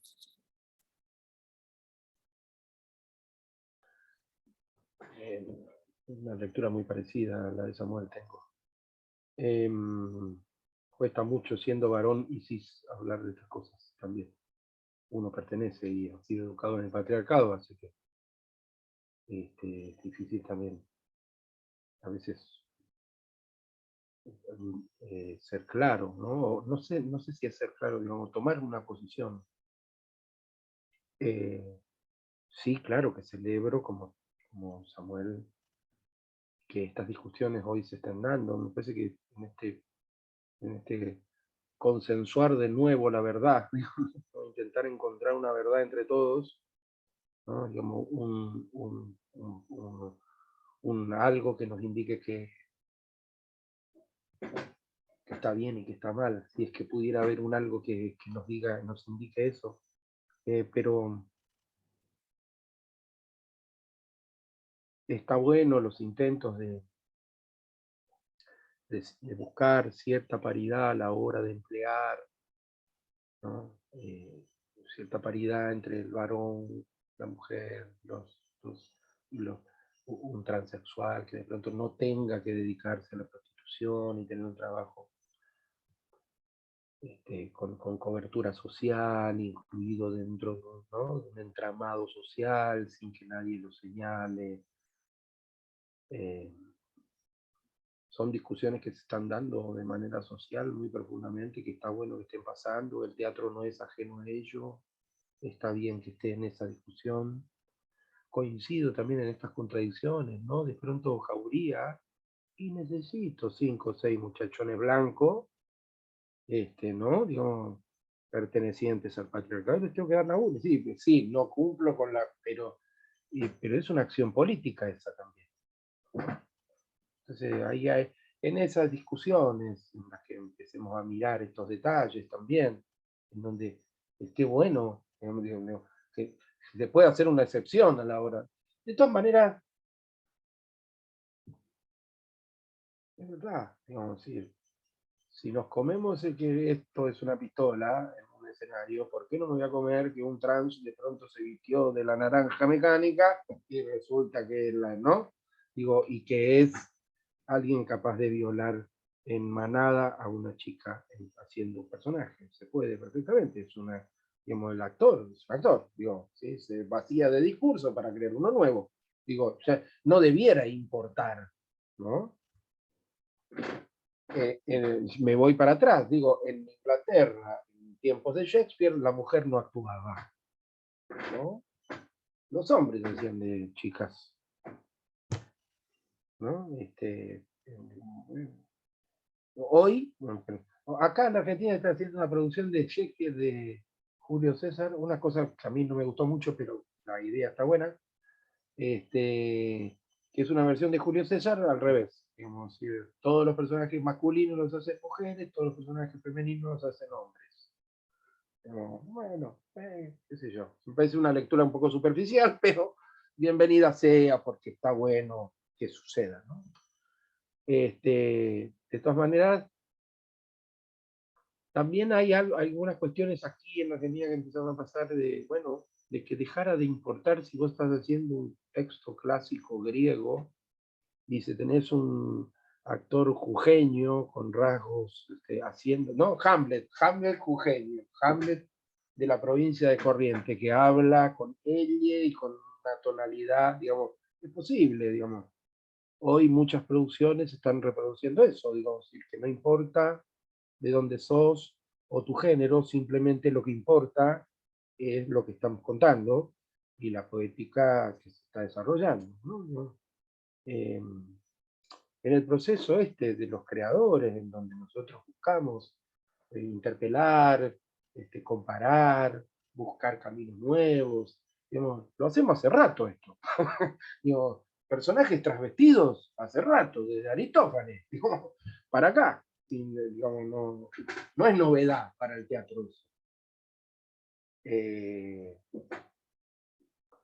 Sí, en términos, pero lo cierto es que sí, es verdad, dentro de este entramado que es el patriarcado, los varones cobran más, como en todos lados, ¿no? Los varones cobran más, tienen más trabajo. Y sin embargo, en las escuelas de teatro, la población es mayormente femenina. Vos tenés en un curso medio de teatro de chicos que recién se inician, 2 varones, 18 mujeres. Esa proporción, ¿eh? Se mantuvo siempre fue así, históricamente. 4 varones, 12 chicas, ¿no? Digamos, como una presencia del género femenino, y en aquellos tiempos ningún transexual, no existía eso. Sin embargo, hoy aparecen actores y actrices que cambiaron su sexo y que hoy están trabajando y tienen espacios importantes, ganan premios, producen sus espectáculos teatrales. Igual siguen siendo contados con los dedos de la mano, ¿no? Digo, sí, ahí hay otros problemas también, ¿no? Digo, la falta de educación, la subalimentación, un montón de cosas que la marginalidad te impone, ¿no? Por eso también son pocos los transexuales o los transgéneros que tienen de pronto la posibilidad de hacer cierto desarrollo y estar conduciendo un programa de televisión en el noticiero de la tarde en un canal de la televisión pública. Es un caso, y que lo hacen porque, bueno, el Estado, la ley de género, y tiqui, bueno, y de pronto está allí. Digo, no sé. Lo que está bueno de todo esto es que está todo revuelto, estamos todos discutiendo, estamos todos tratando de entender, de posicionarnos de manera distinta, de comprender ciertas lecturas. Hay lecturas, yo soy varón, por eso hay cosas que no puedo decir. Quiero decir, cierto cierta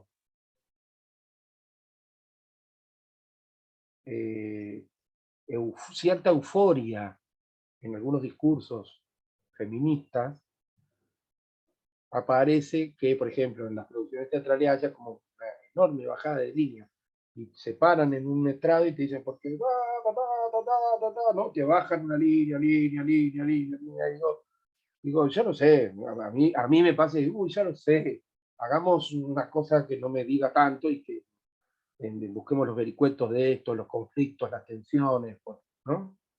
Pero bueno, también estamos en una época en la que es necesario eso, porque a los varones todavía hay que educarles que hay cosas que no se pueden hacer. No, hay que decirles, no, nene, eso no se hace con la chica, no se hace con alguien que, ¿no? que se puso una pollera, eso no se hace, nene. Digamos, hay que educar a los chicos todavía. En ese sentido, mencionabas hace un rato, las nuevas generaciones la tienen mucho más clara. Y nosotros nos encontramos interpelados por estas nuevas generaciones. Tengo un hijo de 17 años que se planta delante mío y me destruye el discurso, me lo mina, digamos, ¿no? Ciertas construcciones en el lenguaje, la manera, digamos, nosotros los argentinos, viste que somos como creativos para algunas cosas, la puteada o el insulto, o ciertas comparaciones, ¿no? Y donde la mina, digamos, ya la palabra mina, la mina referido a la mujer, ¿no? Ya es y está colocado en el cotidiano colectivo. Bueno, los chicos de esta generación te discuten eso, te discuten el lenguaje. Y eso está bueno, ¿eh? El uso de la E también, a mí me parece un acto revolucionario en términos del lenguaje, porque a mí, que encima me importa el lenguaje, digamos, me cuesta mucho usarlo, pero está bueno porque te coloca en un lado distinto. Y yo lo celebro, con todo lo que me cuesta, también siendo varón cis, ¿no? Porque también al cargar esto, en estos días yo cargo, porque lo primero que se piensa de mí es que que soy ¿no? un machirulo. Bien, lo primero que se piensa de mí con esta cara, me presento ante cualquier lugar que yo... Eh, hoy hay mucha... Antes era un espacio exclusivo de los hombres, que es el técnico teatral. Ahora hay mucha mujer, digamos, ¿no? Trabajando en la técnica. Y a mí me pasa ahora que yo cuando entro, la técnica se piensa que yo soy un machirulo, entonces ya está la defensiva. Desde antes de conversar cualquier cosa. Me lleva a un trabajo a mí, ¿no? Que se dé cuenta que no, yo que quiero trabajar nomás, no quiero ni comparar, ni pararme por arriba, ni decir nada, simplemente intercambiar con ese otro sujeto que es un sujeto creador, que está ahí, sujete para usar ¿no? Digamos, está allí y tengo, bueno, nada, lleva un trabajo, hoy lleva ese trabajo para mí, digamos. No quiero decir que yo no soy machirulo, seguramente lo soy, lo tienen que decir los demás, no sé, digamos, el otro que te ve. Digamos, viste que uno no puede mirar donde se para uno, qué sé yo, cuesta un poco. Entonces, sí creo que yo por lo menos hago el intento. Y muchos de nosotros, de esta generación, lo hacemos, lo intentamos. Yo nunca me identifiqué con los varones que se reunían los domingos a tomar una cerveza y hablar de la Jabru, ¿no? De la bruja, ¿no? De mi mujer. ¿No? Nunca comulgué con esos señores, nunca pude, ¿no? Sin embargo, igualmente crecí en eso, ¿no? Entonces, ciertos modismos en el lenguaje, ciertas costumbres están adentro de, ¿no? Y ahí es donde empieza el laburo de deconstrucción que por suerte las nuevas generaciones lo tienen tan claro. Ahora llegamos a un momento donde uno tem que hacer pregunta ao outro.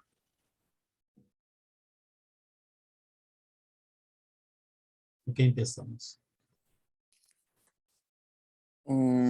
Bueno, a ver, venga, montados en esta misma narrativa y en esta conversación, a mí me ha parecido muy interesante un concepto americano que le llaman el color blind cast, ¿no? Que tiene que ver con esto, con casteas sin importar ¿no? Y me tocó ver una obra que se llama Casa de Muñecas segunda parte, ¿no? Que es como la continuación del qué hubiera pasado con Casa de Muñecas. Y justo, ¿no? Nora era una mujer blanca, Torvaldo era un hombre blanco y la hija de ambos era una mujer negra y listo, ¿no? La ficción va y la ficción avanza en ese sentido. ¿Qué opinión tienes tú sobre eso? No, y a mí, me encanta que así sea. No, no me importa para nada, lo que importa es la situación dramática. Y lo que importa es eso. ¿Qué me importa? Digamos, hay como una necesidad, pero eso también fue por la cosa del pequeño burgués, por decirlo de algún modo, ¿no? Digo, decir, de que te den la cosa, tienen que tener todo como un orden, estar ordenadito, ¿no? Como Dios manda, ¿no? Digo, decir, ¿no? Y entonces, si aparece un personaje negro en estos dos que son blancos y qué sé yo, no va a faltar seguramente quien se ocupe de esa, para mí, estupidez. Lo que importa allí es, eh, estaría bueno que podamos olvidarnos de eso. Entonces, yo he visto, siempre y cuando el relato se produzca, la situación se relate, el espectador pueda hacer su catarsis, digamos, si es que hubiera la necesidad de alguna catarsis, digo, siempre y cuando esto esté sucediendo, ¿qué? Lo demás no importa nada, lo demás es decorado, digamos, eso pienso. Celebro que así sea, que se pongan, ¿no? Yo a mí me encantaría ver un Shakespeare actuado por gente de distintas etnias, con distintas entonaciones, tonadas de sus distintas regiones, sin importar, ¿no? Tanto y cuanto no te distraiga y uno poéticamente lo utilice para resaltar lo que uno quiere relatar, porque en definitiva, ¿de qué se trata? ¿No? Del relato que uno quiere hacer, ¿no? Y aún en esta elección se está diciendo algo, esta elección de poner una actriz negra, digo, se está diciendo algo. Entonces, hay una, ¿no? Que va más allá de incluso de la anécdota de la obra o de, ¿no? De su tránsito. Entonces me parece genial. En virtud de eso, ya que estamos haciendo dos preguntas, yo me pregunto a mí, pregunto en realidad a la mesa, Samuel, si es posible, llegar a instalarse en un lugar en donde estas cosas dejaran de ser materia de discusión, si es posible eso, y si es posible, no sé si es una pregunta lo que estoy diciendo, pero si es posible en este intercambio, en todo caso que encontremos la manera de ocuparnos de la poética y no preocuparnos por si estamos cumpliendo una paridad de género o ¿no? Digo, ¿será posible eso algún día? Yo espero que sí. Yo espero que sí. Creo que nos toca trabajar desde la utopía siempre, ¿no? Y la utopía es eso. La utopía es que hacer un Hamlet donde Hamlet sea mujer no sea una opinión política, ¿no? O sea, Claro. más allá de que sea, hoy por hoy, hacer ese tipo de ejercicios traen una carga discursiva detrás.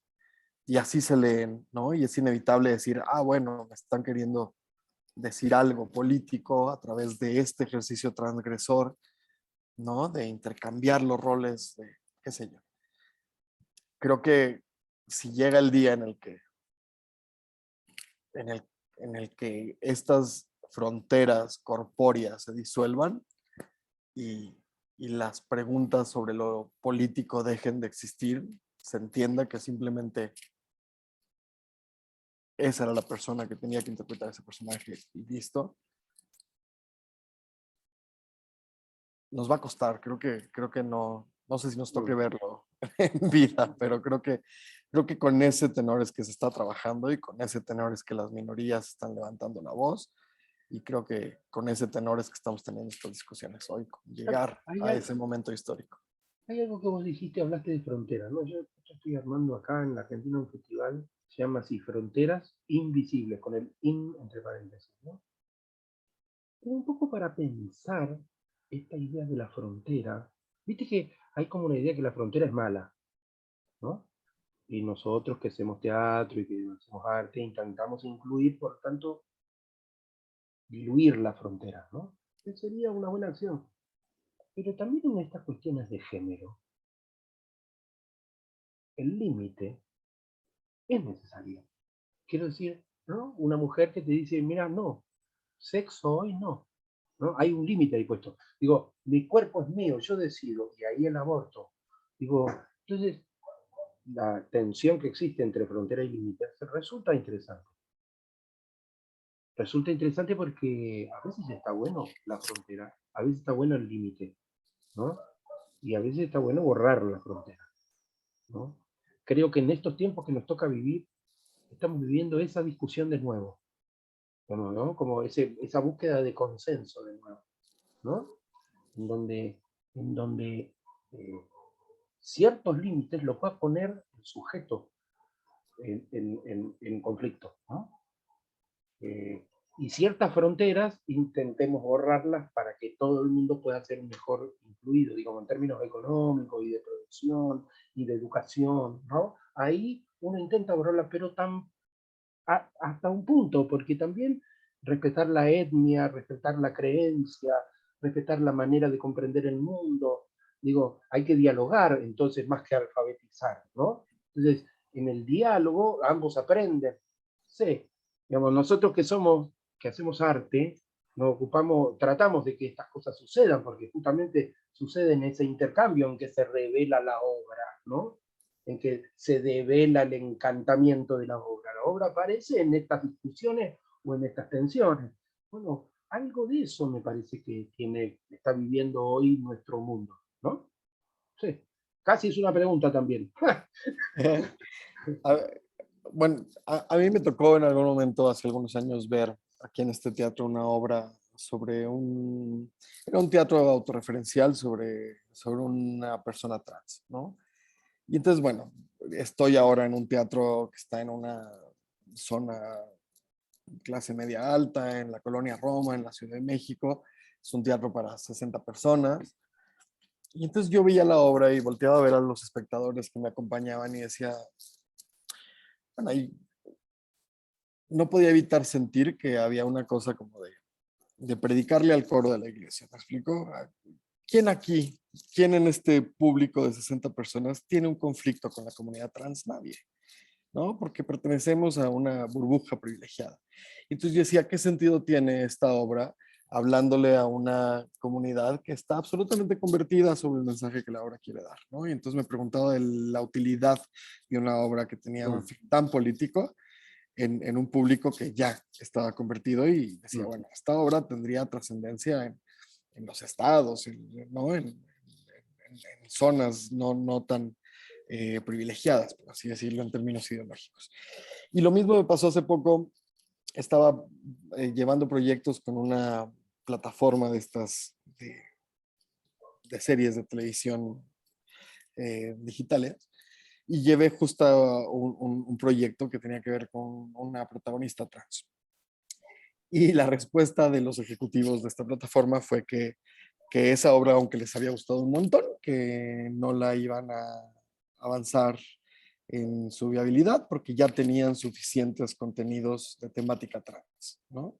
Lo cual me pareció muy, ¿no? Cuando tienes demasiados contenidos heterosis, nunca, ¿no? En realidad hay como una cuota a cubrir y estaba cubierta, entonces ya no cabían más proyectos trans en ese año de producción.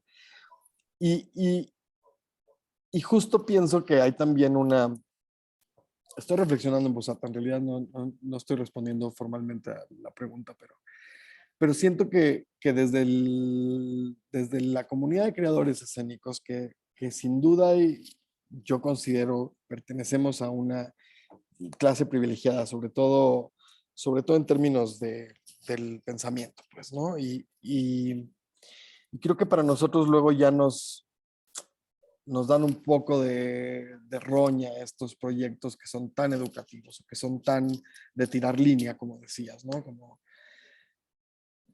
nos parecen ya, bueno, a mí, hablo a título personal, a mí me parecen que ciertas obras ya son demasiado leccionadoras porque yo ya no tengo, creo, que ser aleccionado con ciertas cosas, con muchas otras sí, seguramente, pues, ¿no?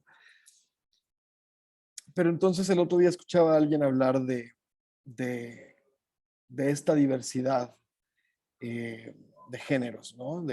Más allá de hombres y mujeres, los no binarios y todas estas nuevas comprensiones del género que se están dando. Y entonces decía, claro, es como hablar de las fronteras. Decía, justo nosotros podemos ir por la vida con una bandera de que las fronteras no existen y de que todos somos uno y de que estamos más allá de las fronteras geográficas.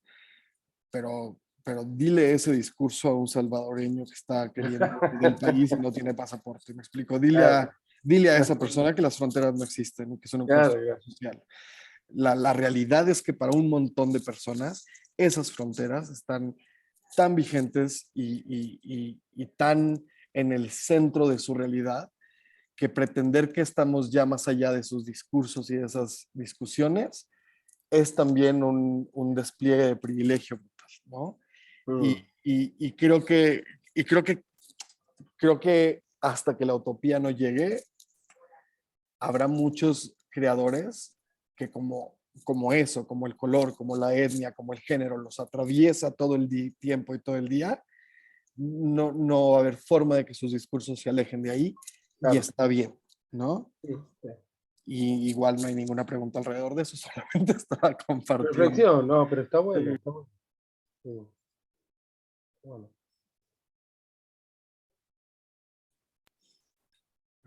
Después desse momento interessante, essa é uma colocação que parece que daqui a 5 anos, aqui na zona espaço Schengen, zona euro, desde Bruxelas, que os ninhos, hasta quando nascem,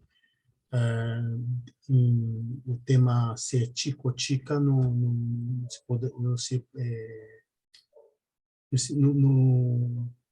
constará em sua parte de nascimento. O tema se é tico ou tica não constará. Isso decidirá ao desenrolar de sua vida se é uma pessoa se é de um gênero ou de outro, se é uma pessoa binária ou não binária. Isso abre um pouco do que nós outros como criadores temos que afrontar quando escrevemos uma obra, quando dirigimos uma obra. Isso é bastante, tem que ser a regeneração que está vindo, a regeneração de uma população que poderia ser nossos filhos, não? Que é esta, eu estou cercado de jovens de que não se identificam, e a maioria deles colocam, quando há tem que firmar algum documento, e quando pergunta homem, não sei o que lá, põem não binário. E eu estou fazendo isso também como política, não? Porque não me identifico com algumas coisas e coloco como política isso também. Então, isso para nós que somos criadores é uma coisa, temos aí uma linha que temos que derrubar e afrontar para escrever para esta nova geração, para não quedarmos fora, não? Não sei se é uma utopia, que é a última pergunta, que o Boal tem um livro, texto que se diz a revolução, a revolução na América, sobre teatro nos anos 60. E estava pensando a nível de teatro, não como dizia Boal, qual é a revolução, vosotros são capazes de prever uma revolução teatral desde de América Latina, desde Argentina, desde México, é uma utopia. Eu creio que não, estamos vendo coisas, estão chegando coisas muito interessantes. Creio que a Latinoamérica está conseguindo criar novas fórmulas, e essas novas fórmulas estão chegando aqui, não? Os outros conseguem prever ou são capazes, como profetizar uma revolução teatral de Latinoamérica, ou em Latinoamérica.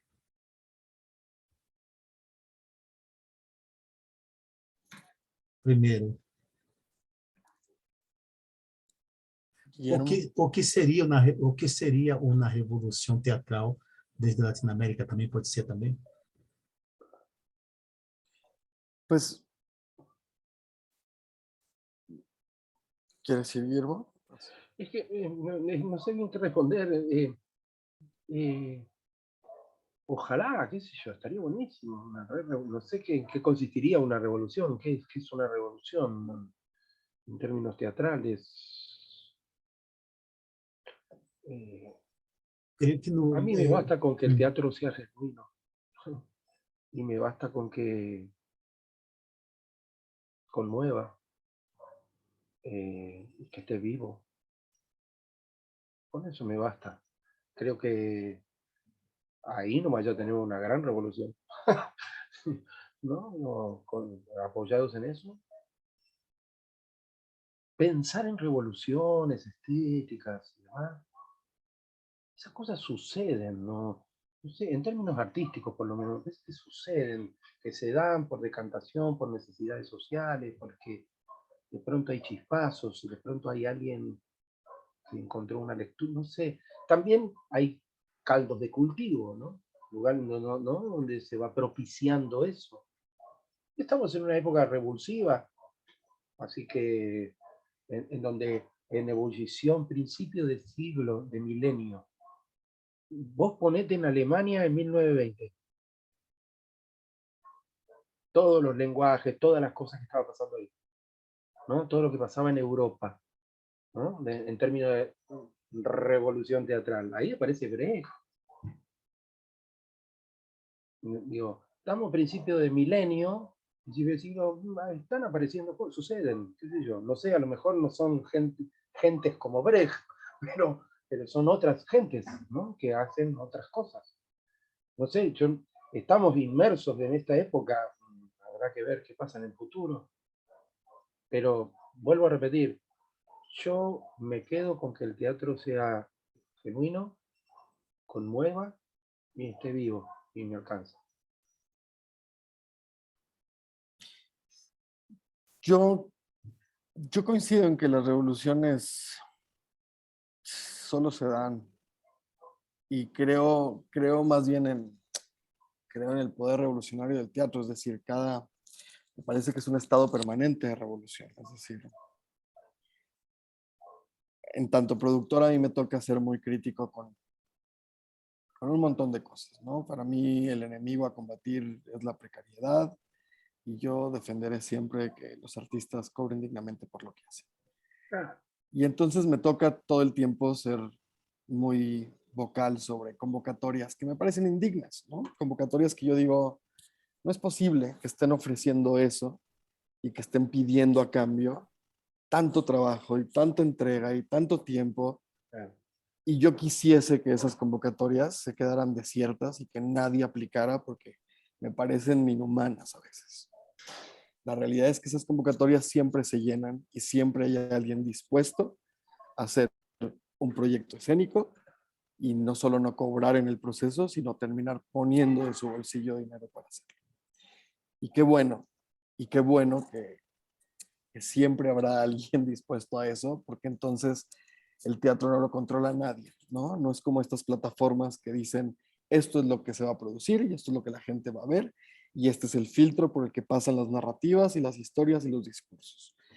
El teatro tiene esta condición de poder ser tan barato en su producción que eso permitirá que siempre haya narrativas plurales y hay algo de revolucionario en eso, pues hay algo revolucionario en que no haya una sola voz, en que no sean homogéneos los discursos, en que todo creador pueda salir y contar la historia que quiere y poner su opinión política sobre lo que sea y que haya alguien que lo quiera ver, ¿no? Y aunque puede no sonar a una revolución masiva de armas y de frentes, pues no deja de ser una revolución que un espectador salga transformado por lo que vio en hora y media, ¿no? Chicos, muchísimas gracias. Samuel Sousa, muchísimas gracias. Guilherme Parodi, muchísimas gracias pela participação. Foi muito interessante poder estar essas 2 horas e 4 minutos com os outros aqui. Esse cruze de informações, de perguntas, de reflexões. Muchísimas gracias por la participación aquí en la Cremalera de los Lunes. Gracias a vos, gracias por el espacio. Siempre feliz de compartir y de intercambiar. Perfecto, gracias.